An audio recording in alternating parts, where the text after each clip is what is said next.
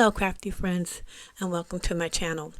So today we're going to be working on an autumn thank you card to give to my daughter's employer. He was very generous with her. She went in to talk to him about her annual review and increase, and he ended up giving her more than she asked for. I mean, it was really amazing. She called us up, called me and her dad, and she was so excited.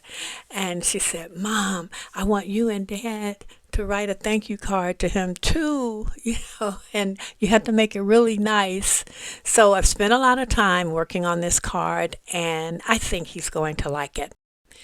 If you're planning to follow along with me, I'm going to be using an 8 by 10 piece of cold pressed watercolor paper. And I'm doing that because I am going to put a lot of water on my design. But if you don't have watercolor paper, you can use just a regular piece of white cardstock. Just don't wet it as much as I intend to wet mine.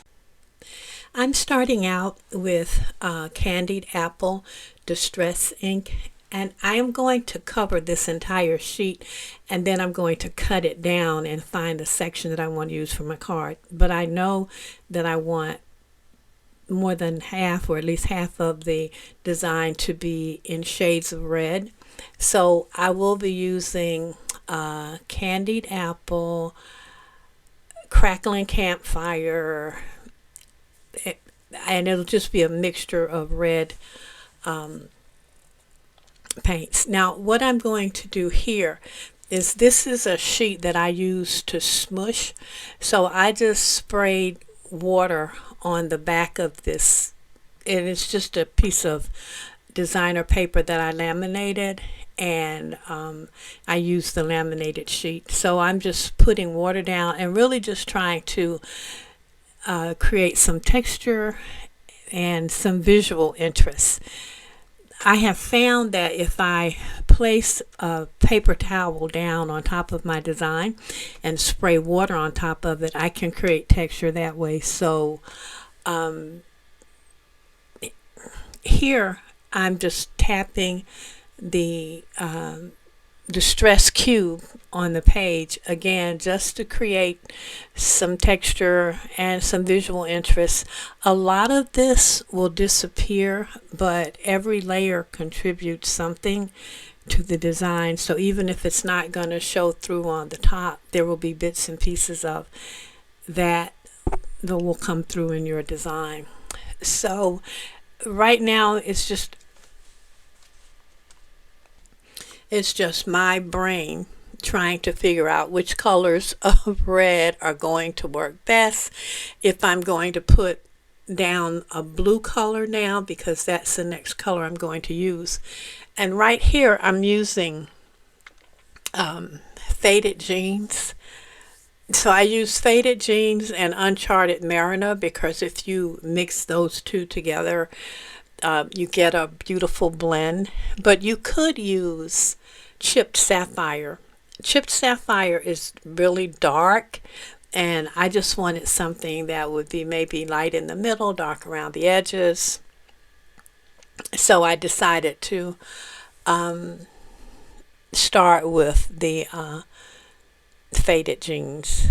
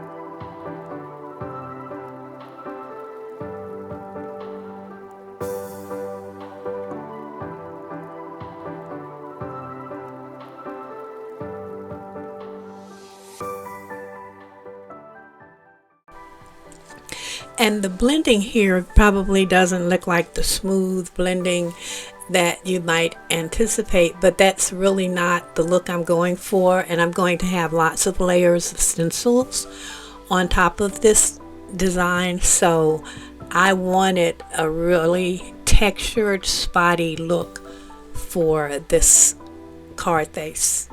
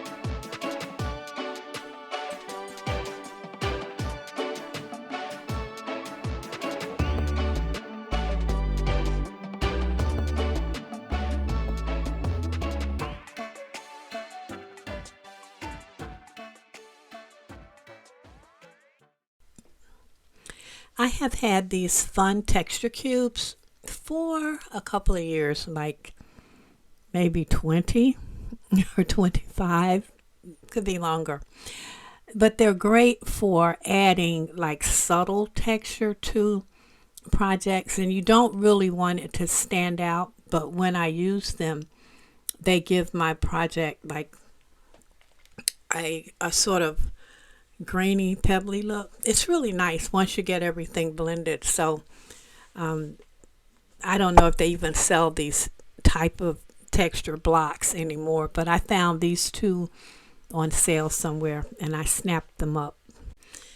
I'm trying to decide which part of this paper I'm going to use for the main card face, and then I'm going to cut strips to go on the card.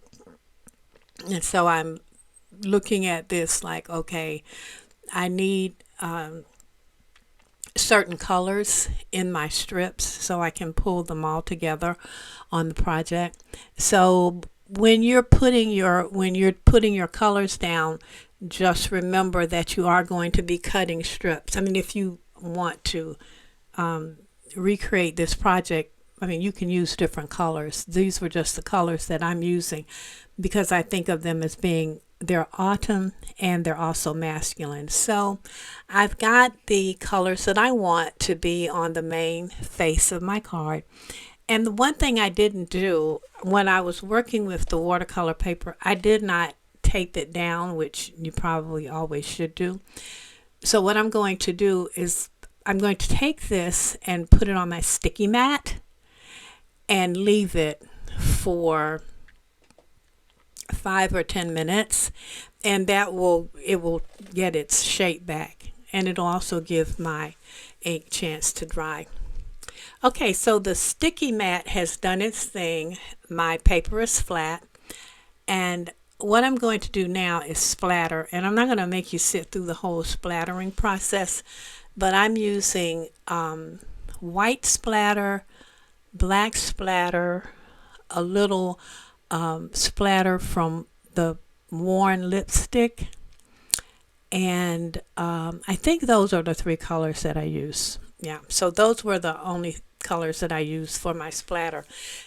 Now, my video for some reason cut out, and you did not see the part where I stenciled some texture design on my project, but there is stenciling on the project in the blue area here and in the reddish orange area. But it was just a little baby stencil I had, and I wanted to again add more texture. Now I'm adding text in the orange section at the top, and when I put down text, I usually will start with lost shadow, and then I put hickory smoke on top of the lost shadow. If it's not coming through well enough, then I will put a layer of black, but I just tap the black down very lightly. I don't press very hard. It depends on what I'm looking for. In this instance, I am going to there's a floral stamp pattern in the corner of this text, and I'm going to cut that out and paste the white postage stamp portions on the card. So I'm getting the black a little darker here than I normally would, but you'll be able to see it better once that part is done. Okay, yeah, I think this is going to look nice with a stenciled text on the other side, and I'm just going to use some white stenciling paste, and I'm putting a really thin layer of texture paste. I'm going to put it on the back of my palette knife because I want it to be very thin. I don't really want it to stand up on my card. And then this stencil, there's one part that is sort of, it flips up, so that made a blob. I'm trying to smooth that out. It'll be okay. You pull it up. Yeah, there you go. You can still see a little blob up in the corner, but that's okay. So I need to darken these colors a little bit for the strips that are going to go on the card, and I found out for me the best way to tone down my bright colors is that I trim the edges with vintage photo, and I might go in a little more than but I think this is going to make these strips stand out more once I put them on my card. I just want to be able to pull in the colors that are on the face of the card into these little strips. I just think they will give the project more visual interest. They will create depth and texture on the card, particularly since I intend to layer a heart or some other graphic image in white on these strips. So I think the vintage photo is going to work out really well here. So now that I have my strips and they're colored, I'm taking walnuts. I think it's walnut. Well, no, this is vintage photo too. I was going to use the walnut stain and it was too dark. So I'm using the vintage photo and I'm going around the edges of my main panel. That's going to be my card face. And I'm just coming in on the edges, and I'm coming in, but not in a regular way. Like I'm light in some areas, dark in other areas. You just have to look at your project and see what is going to work best. Okay, so now I have my vintage photo down. I have my stencil elements down. I am going to take a Sharpie and go around the edge because this is going to make the panels stand out against the white card base. Then you can see the white card base here. Now this card is 6 by 6 and the panel is 5.5 by 5.5. I didn't, because I don't think I said in the beginning what size it was, but yeah. So those are the measurements: 5.5 by 5.5 for your decorated panel, and then 6 by 6 for your card base.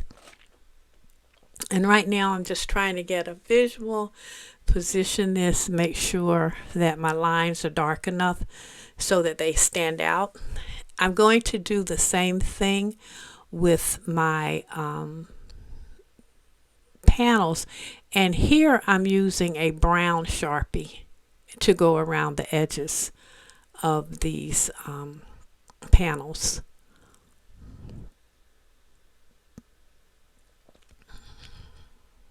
Okay, and then I've got to figure out the position. I thought about trimming the panels down a little bit, and when you do this, because you know you're not controlling the color of your panels, so you may need to play with the placement a little bit. That's what I always have to do. I just have to fool around with it for a few minutes. But I do know this is the basic design that I want, and so I'm just going to have to switch it all around, and then I'll glue it all down. Okay, so I've decided that this is the final layout, and I want to put my heart on top right in the corner, and then put the thanks across the heart. And I may have to move this heart up a little bit because it seems low. You know, that's just one of those design decisions that you have to make.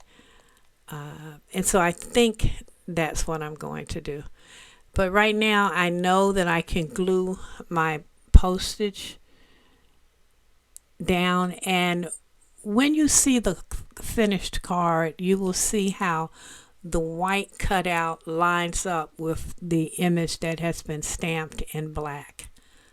So that looks good, and that's going to help me position my panels, whether I'm going to move them up or down. And I'm moving them up a little, but I don't want to cover up my postage stamp. So yeah, so I'm just going to play with this and see where it takes me.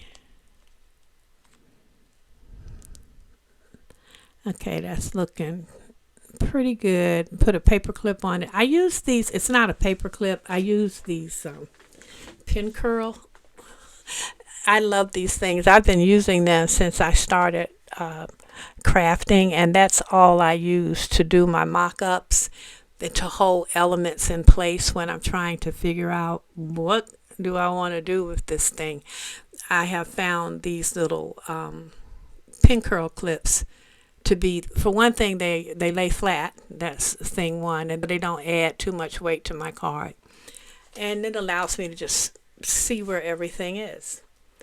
All right, so I've got everything glued down. I'm happy with the placement. And now I'm just cutting craft foam to go on the back because I am going to have this panel elevated a little bit. I wanted to give it some dimension.